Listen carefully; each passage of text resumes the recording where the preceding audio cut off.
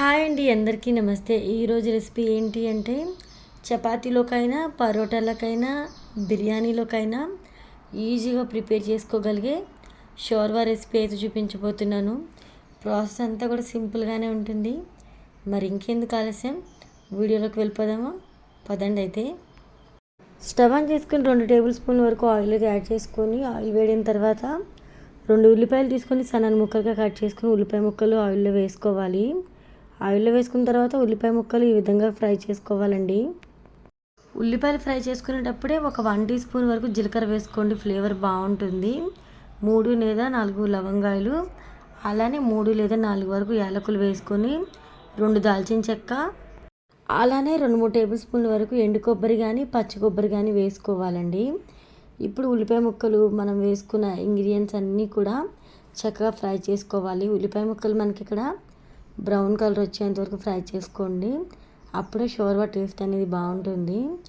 ఇలా చక్కగా ఫ్రై చేసుకున్న తర్వాత ఒక మిక్సీ జార్లోకి అయితే వేసుకోవాలి. అది కూడా చల్లారిన తర్వాత వేసుకొని పేస్ట్లా గ్రైండ్ చేసుకోండి. అవసరం అనుకుంటే కొంచెం వాటర్ యాడ్ చేసి పేస్ట్లా గ్రైండ్ చేసుకొని పక్కన పెట్టేయండి.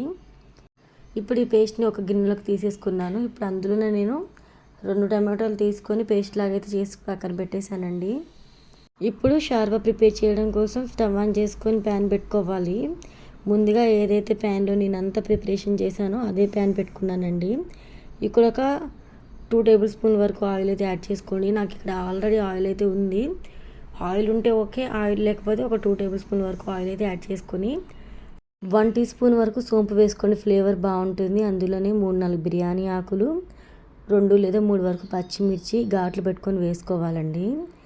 ఆ తర్వాత ఇందులోకి ఉల్లిపాయ ముక్కలు అయితే వేసుకొని ఫ్రై చేసుకోవాలండి. ఒక ఉల్లిపాయ వేసుకొని ఫ్రై చేసుకోండి, సరిపోతుంది. నెక్స్ట్ అయితే మనం ప్రిపేర్ చేసుకున్న పేస్ట్ ఏదైతే ఉందో టమాటో పేస్ట్ వేసుకోవాలండి.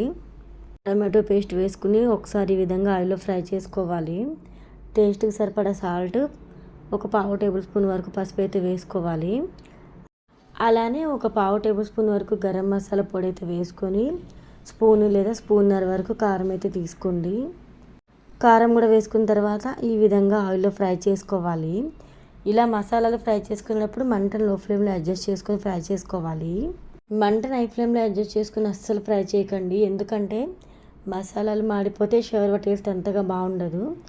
అందుకనే లో ఫ్లేమ్లోనే అడ్జస్ట్ చేసుకొని చక్కగా ఈ విధంగా ఫ్రై చేసుకొని లైట్గా మనకి ఇక్కడ ఆయిల్ తేలుతున్న టైంలో మనం ఏదైతే ప్రిపేర్ చేసి పెట్టుకున్నామో పేస్ట్ ఉంది కదా, ఆనియన్ పేస్ట్, అదంతా కూడా వేసుకొని ఈ విధంగా ఆయిల్లో మళ్ళీ ఫ్రై చేసుకోవాలండి.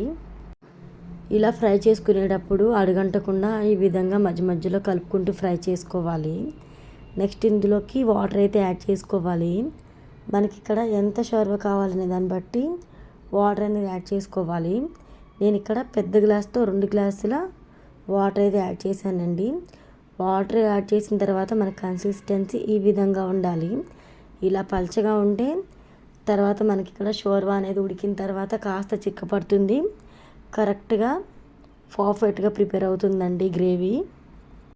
ఇప్పుడు మంటను హై ఫ్లేమ్లో అడ్జస్ట్ చేసుకొని షోర్వాని ఇలా చక్కగా ఉడకనివ్వాలి. పైన ఈ విధంగా నురుగులాగా అయితే కనిపిస్తుంది కదా, దీన్ని సపరేట్ చేసి తీసేయండి. అప్పుడే మనకి షోర్వా అనేది మంచి థిక్గా సూపర్ కలర్లో అయితే ప్రిపేర్ అవుతుంది. మంచి కలర్లో ఇక్కడ షోర్వా అయితే ప్రిపేర్ అవుతుంది. టేస్ట్ కూడా అంతే బాగుంటుంది. షోర్వా కొంచెం చిక్కబడిన తర్వాత కొత్తిమీర పుదీనా వేసుకొని స్టవ్ ఆఫ్ చేసేసి దింపేయడమేనండి. ఇంతేనండి, చాలా సింపుల్గా రెస్టారెంట్లో చేసే షోర్వా రెసిపీని ఎలా చేయాలో నేర్చుకున్నాం కదా. మరి మీకు రెసిపీ నచ్చిందా? మరి ఇంకెందుకు లేట్ చేస్తున్నారు?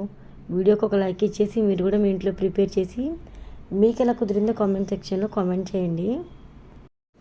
బిర్యానీ ఎంత బాగా చేసినా షోర్వా బాగుంటేనే టేస్ట్ అనేది సూపర్గా ఉంటుంది. కాబట్టి మరి మీరందరూ కూడా తప్పకుండా ఈ రెసిపీని ట్రై చేస్తారని అనుకుంటున్నాను.